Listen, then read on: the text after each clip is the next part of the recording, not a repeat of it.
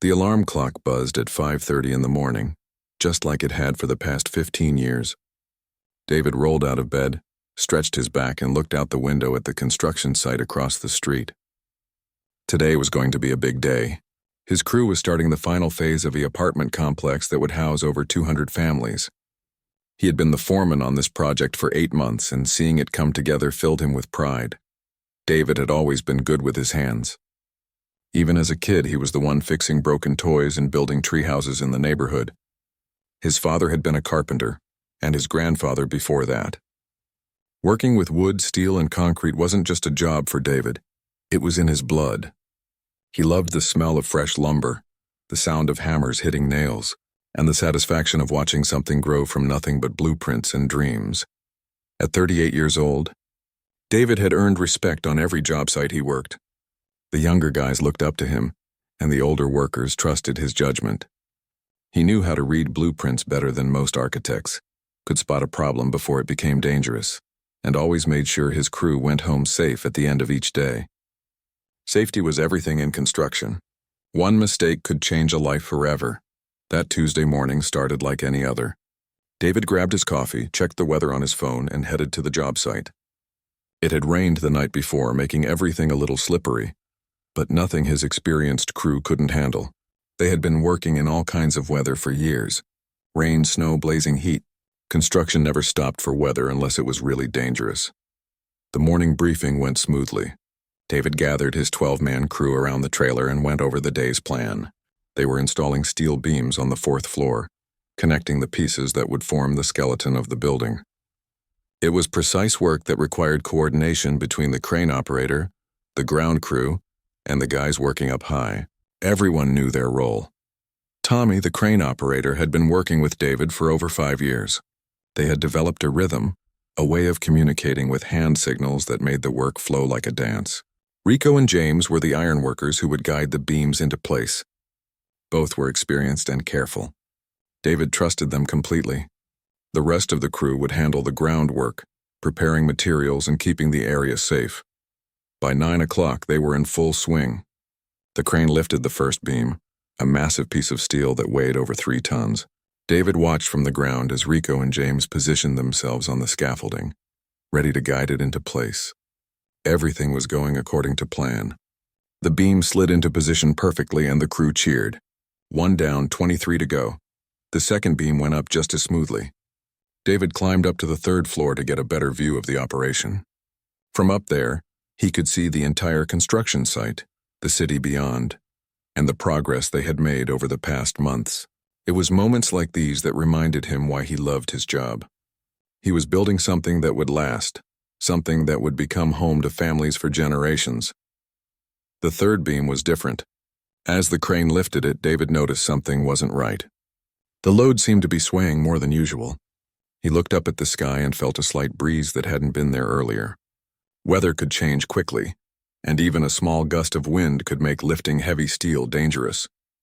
He signaled to Tommy to hold the beam steady while he checked the weather app on his phone. The wind was picking up, but it was still within safe limits. David made the decision to continue, but with extra caution. He radioed to Rico and James to be extra careful and take their time. Safety first, always. The beam started its journey up to the 4th floor, rising slowly and steadily. David watched every inch of its progress, ready to call a halt if anything looked wrong. Then it happened. A gust of wind caught the beam just as it reached the 4th floor. The load swayed violently, and the scaffolding where Rico and James were standing began to shake. David saw the danger immediately and shouted into his radio for everyone to clear the area. But it was too late. The scaffolding buckled under the stress and a section broke away from the building. Time seemed to slow down as David watched the scaffolding fall. His instincts kicked in and he ran toward the falling debris to help his crew. He didn't think about his own safety. He only thought about getting Rico and James out of danger. The scaffolding crashed to the ground with a sound like thunder, sending dust and debris flying everywhere. When the dust settled, David found himself on the ground, unable to move his legs. There was no pain at first, just a strange numbness that spread from his waist down. Rico and James had managed to jump clear and were bruised but otherwise okay. But David had been caught by a falling beam that pinned him to the ground before the emergency crew could pull him free. The ambulance arrived in what felt like hours but was probably only minutes. The paramedics worked quickly, checking his vital signs and stabilizing his spine before moving him. David remained conscious throughout, watching his crew's worried faces as they loaded him into the ambulance. The last thing he saw before the ambulance doors closed was Tommy, tears streaming down his face, saying over and over that he was sorry. At the hospital, the doctors ran test after test. X-rays, MRIs, blood work. David lay on the examination table, still unable to feel anything below his waist, trying to process what had happened. The accident replayed in his mind over and over. Could he have done something different? Should he have stopped work when the wind picked up? The questions tormented him as he waited for answers. Dr. Martinez, the spinal specialist, finally came in with the results. His expression was serious but gentle. The beam had damaged David's spinal cord at the second lumbar vertebra. The injury was complete, meaning the nerves were completely severed. There was no sugarcoating it. David would never walk again. The words hit him like another falling beam, crushing the life he had known and leaving him wondering what would come next. 3 months in the hospital felt like 3 years. David had never been still for so long in his entire life. Every day blended into the next with the same routine of physical therapy, occupational therapy, and doctors checking on his progress. The physical therapists were kind but realistic. They taught him how to transfer from his bed to a wheelchair, how to navigate curbs, and how to build upper body strength to compensate for what he had lost. The hardest part wasn't learning to use the wheelchair. It was watching how people looked at him now. When his crew came to visit during the first few weeks, they tried to act normal, but David could see the discomfort in their eyes. They talked about work projects in past tense, as if he was no longer part of that world. Tommy visited the most, still carrying guilt about the accident even though everyone knew it wasn't his fault. Weather was unpredictable, and accidents happened in construction despite all the safety measures. The workers' compensation case dragged on for months. Lawyers asked the same questions over and over, trying to determine if anyone was at fault. David just wanted it to be over. He needed the settlement money to modify his house and cover his medical bills. The insurance company fought every claim, questioning whether the accident could have been prevented, whether proper safety protocols were followed, whether David himself had been negligent. Going home was supposed to feel like freedom, but it felt more like entering a different kind of prison. David's house, which he had built himself 10 years earlier, was now full of obstacles. The front steps he had crafted from beautiful stone blocks were now impossible to navigate. The bathroom doorways were too narrow for his wheelchair. The kitchen counters were too high to reach. Everything that had once felt comfortable and familiar now reminded him of what he could no longer do. His sister Lisa hired contractors to install ramps and widen doorways. David watched from his wheelchair as strangers modified his home, cutting holes in walls he had built with his own hands. The irony wasn't lost on him. He had spent his career building homes for other people, and now he couldn't even live comfortably in his own. The modifications cost thousands of dollars, money he didn't have while waiting for his settlement. The loneliness was overwhelming. David had always been surrounded by people at work, solving problems together, building something meaningful. Now his days stretched endlessly with nothing but television and physical therapy exercises. Friends stopped calling as often. Invitations to barbecues and parties dried up. People didn't know how to include someone in a wheelchair in activities they had always taken for granted. Dating seemed impossible. David had been seeing Carol, a nurse from the local hospital, before the accident. She visited a few times after he got home, but the conversations were awkward and forced. She tried to be supportive, talking about how they could adapt and make things work, but David could see the uncertainty in her eyes. Eventually, she stopped coming around. David didn't blame her. He wouldn't want to date himself either. Money became a constant worry. The workers' compensation checks barely covered his mortgage payment, let alone food, utilities, and medical expenses. His savings account, which had taken years to build, disappeared within months. David had always been independent, never asking anyone for help with anything. Now he had to rely on his sister for groceries and his neighbors for simple tasks like changing light bulbs or reaching items on high shelves. The worst moments came late at night when the house was quiet and David's mind wandered to what his life used to be. He would lie in bed, unable to sleep, thinking about the job sites he would never see again, the projects he would never complete, the young workers he would never train. Construction had been more than his job. It had been his identity, his purpose, his way of contributing to the world. Depression crept in slowly, like water seeping through a crack in a foundation. At first, David told himself he was just having a bad day or adjusting to his new reality. But the bad days multiplied, and getting out of bed became harder and harder.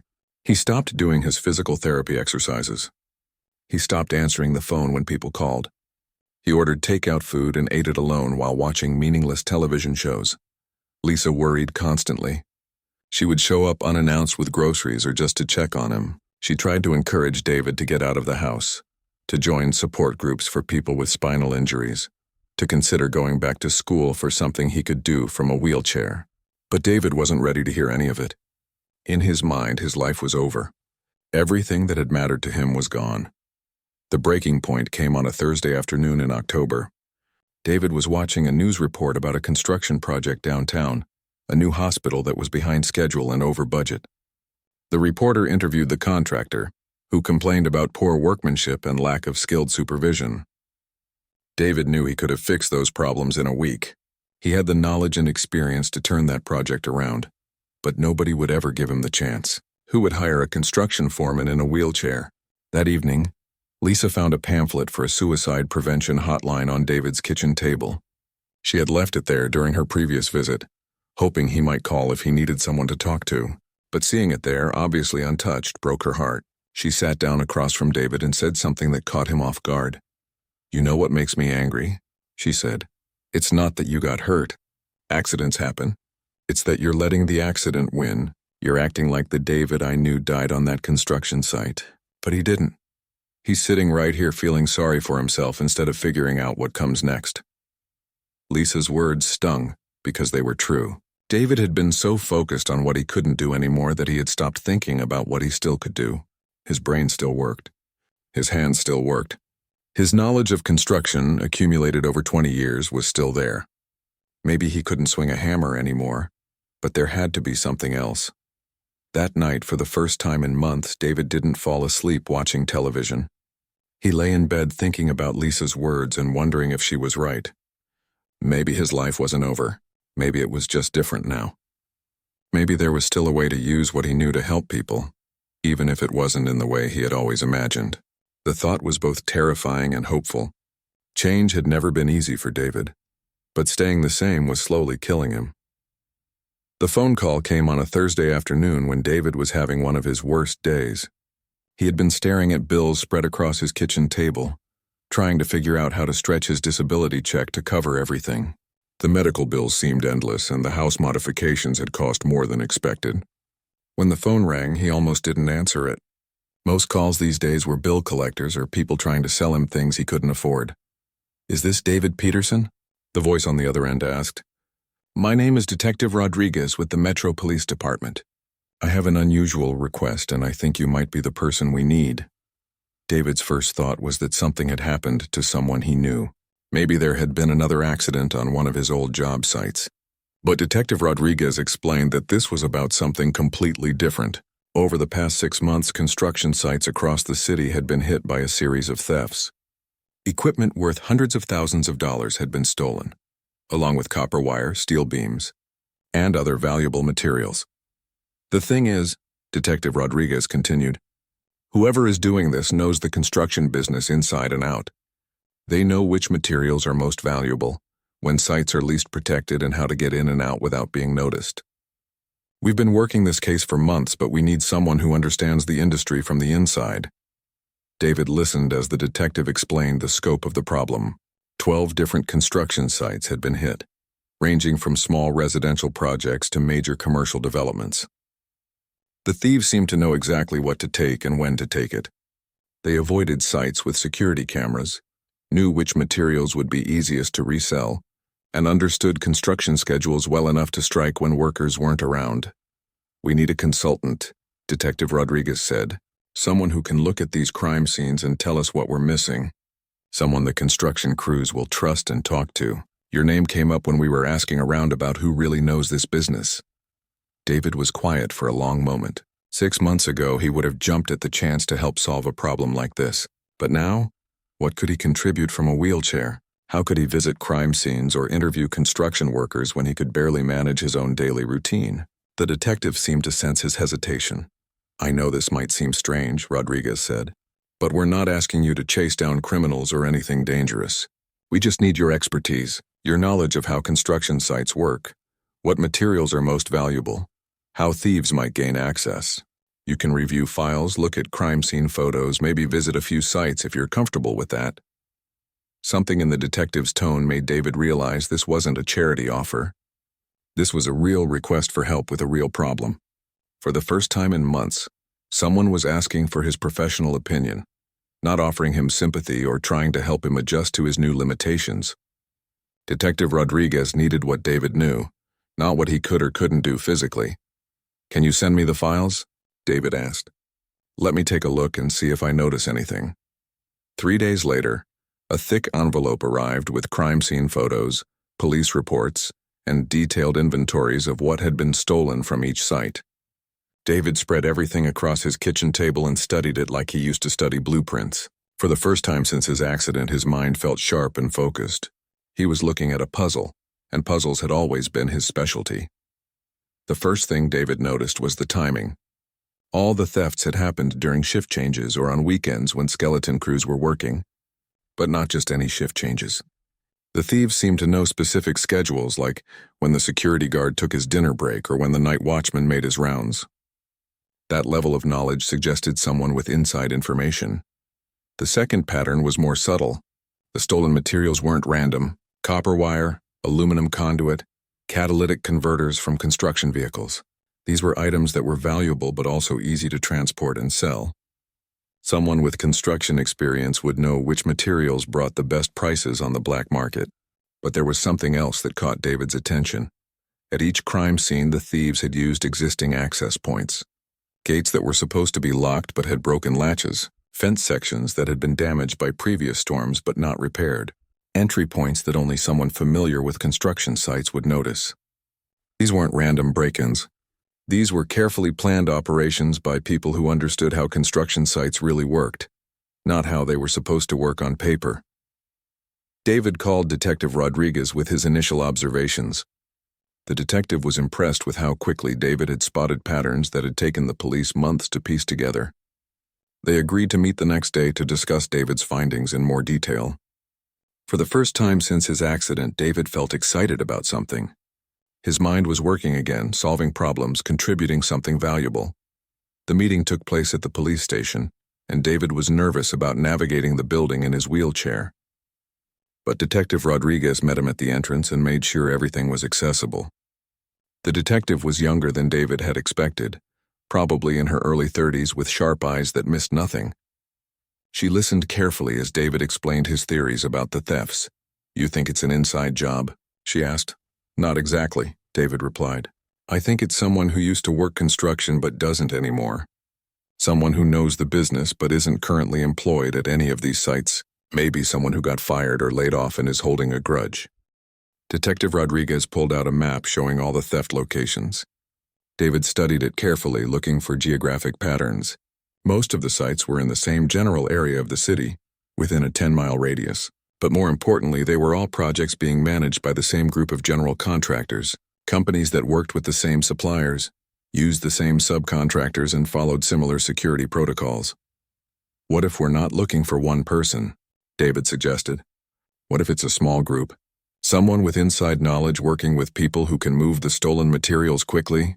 The detective's eyes lit up. "You mean like a former supervisor working with a fencing operation?" "Exactly. Someone who knows the sites working with someone who knows how to sell stolen construction materials. It would explain how they know when to strike and how they can move such large quantities of stolen goods so quickly." Detective Rodriguez stood up and paced around the small conference room. "This changes everything. We've been looking for opportunistic thieves, but you're suggesting this is organized crime.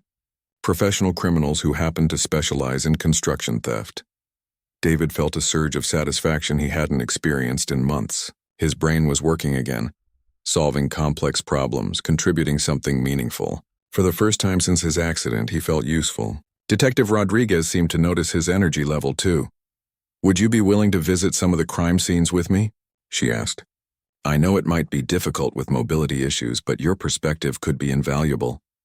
David surprised himself by saying yes immediately. A month ago, he wouldn't have been able to imagine leaving his house for something like this, but now he was eager to see the crime scenes for himself, to apply his knowledge in a real-world setting. Maybe he couldn't swing a hammer anymore, but he could still read a construction site better than anyone. The first crime scene visit was harder than David had expected, but not for the reasons he thought.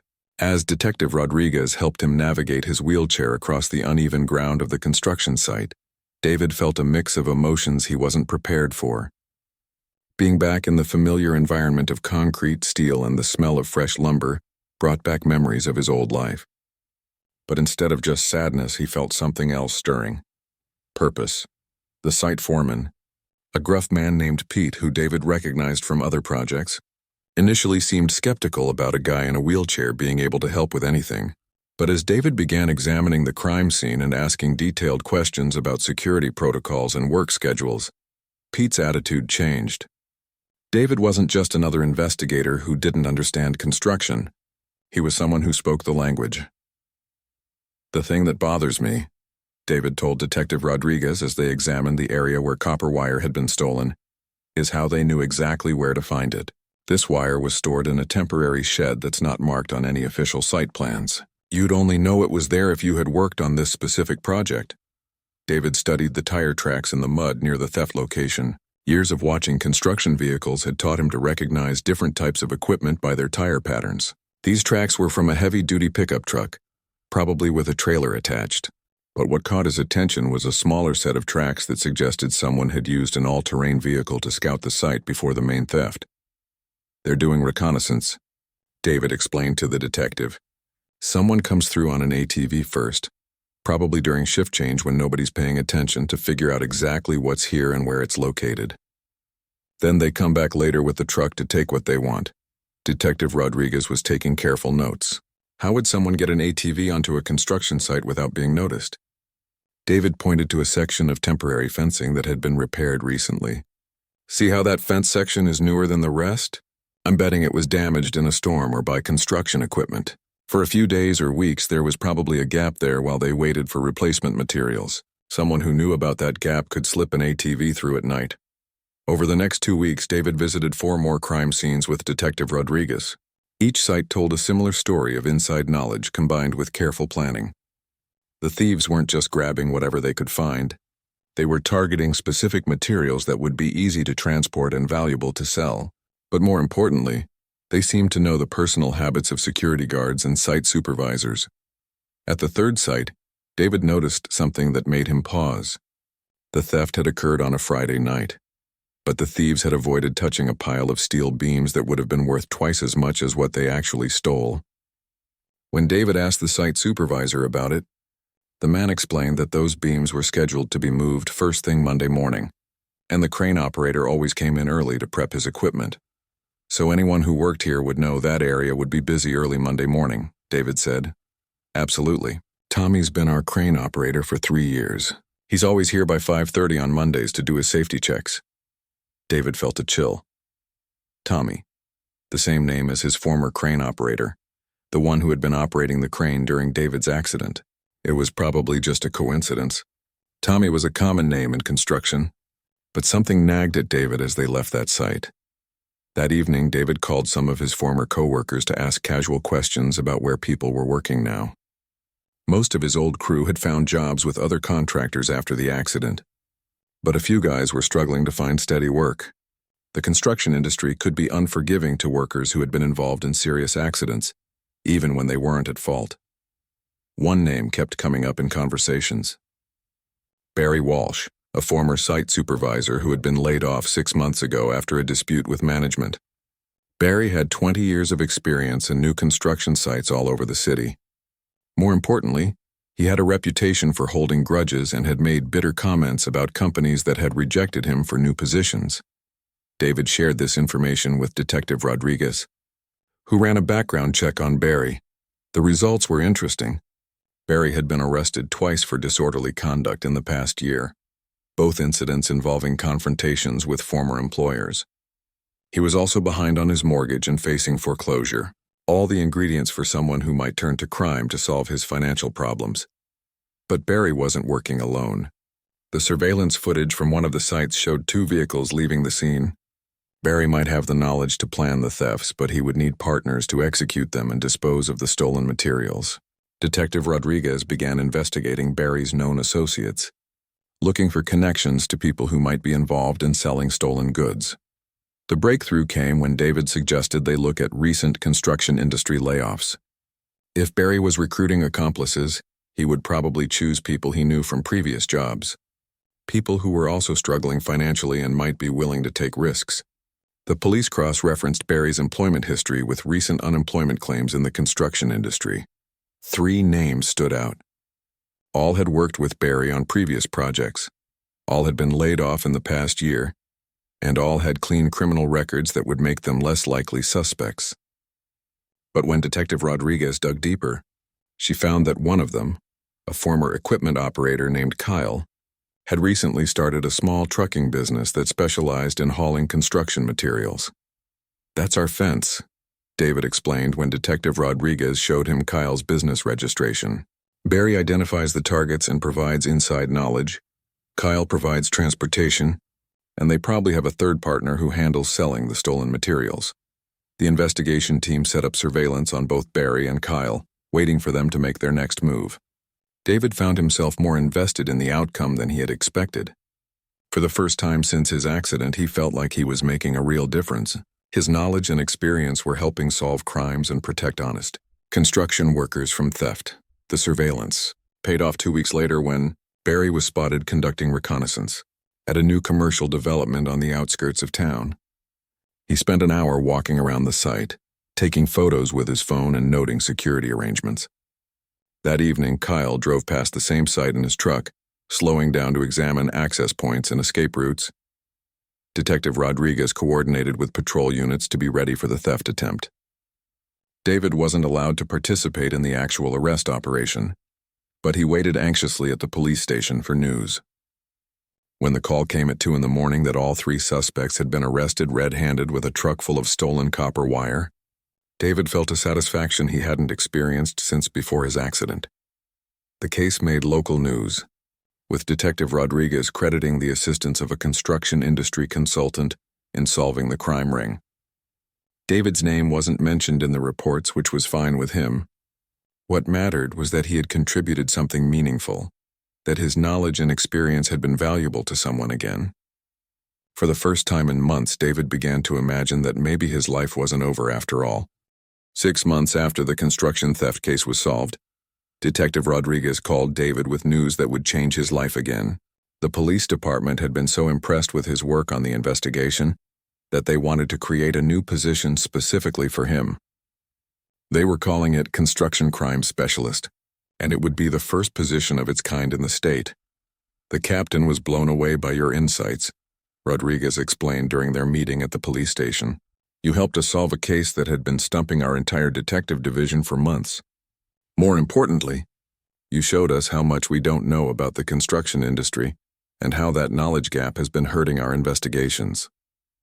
David listened carefully as she outlined what the job would involve.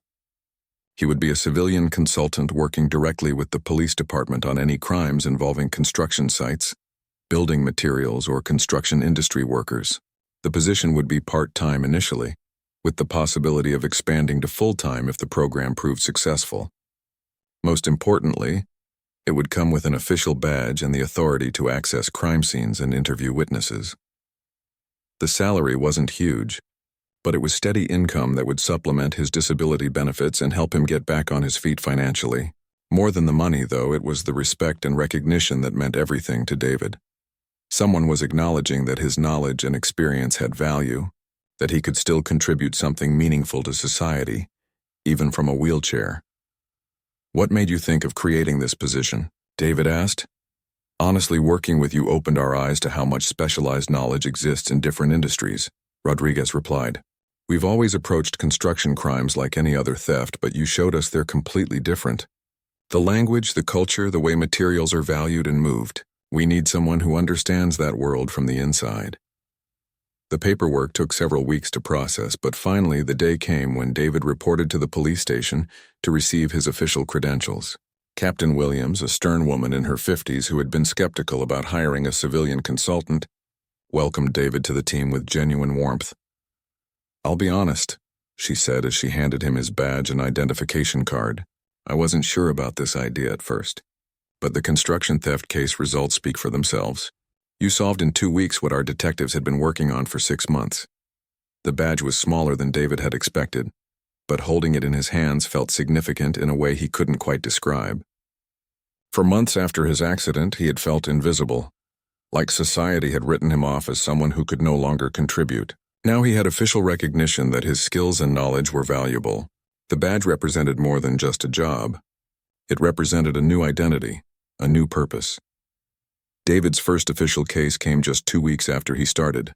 A construction company reported that someone had been sabotaging their equipment on multiple job sites. Hydraulic lines had been cut on excavators, sand had been poured into concrete mixers, and expensive surveying equipment had been vandalized. The company suspected a disgruntled former employee but couldn't prove it. Working with Detective Rodriguez, David interviewed current and former employees, examined the sabotage patterns, and analyzed the timing of each incident. His construction background helped him ask the right questions and interpret the evidence in ways that regular investigators might miss. Within a month, they had identified the saboteur and gathered enough evidence for an arrest. Word spread quickly through the construction community about the police department's new specialist. Contractors who had previously been reluctant to report thefts or suspicious activity began calling David directly. They trusted him in a way they had never trusted regular police officers because he understood their world, their challenges, and their language. David found himself becoming a bridge between two communities that had historically misunderstood each other. Police officers learned about construction industry practices and culture, while construction workers gained confidence that their concerns would be taken seriously by law enforcement. The partnership benefited everyone involved. The work wasn't always exciting. David spent many hours reviewing case files, analyzing crime scene photos, and writing reports. But there were moments of real satisfaction when his expertise helped solve cases that might otherwise have remained unsolved. Equipment theft rings, worker compensation fraud, building code violations used to cover up crimes. Each case taught David something new about how his knowledge could be applied in unexpected ways. One of the most rewarding cases involved a series of accidents at construction sites that seemed suspicious. Workers were being injured by equipment failures that should have been prevented by routine maintenance. Insurance companies were paying out huge claims, and families were suffering from injuries that appeared to be random. Accidents. David's investigation revealed that a corrupt safety inspector was taking bribes to overlook maintenance problems and safety violations. The inspector would approve equipment and work practices that he knew were dangerous, setting up conditions for accidents that would generate insurance payouts for unscrupulous contractors. David's knowledge of safety protocols and equipment maintenance helped expose the scheme and prevent future injuries. As his reputation grew, David began receiving calls from other police departments asking for consultation on construction-related crimes. He traveled to neighboring cities to help with investigations, trained other officers on construction industry practices, and even spoke at law enforcement conferences about the importance of specialized knowledge in criminal investigations. The transformation in David's personal life was just as dramatic as his professional success.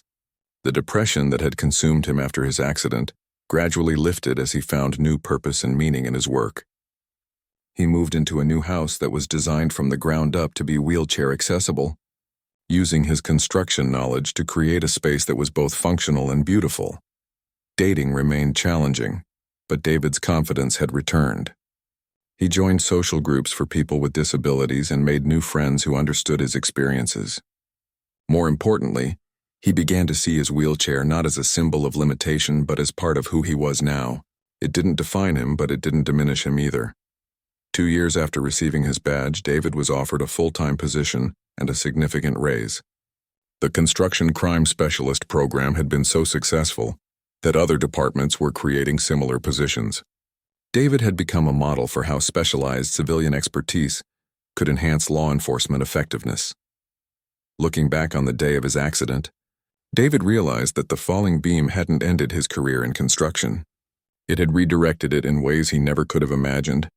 He was still building things, still solving problems, still protecting people. The methods were different, but the core of who he was remained the same.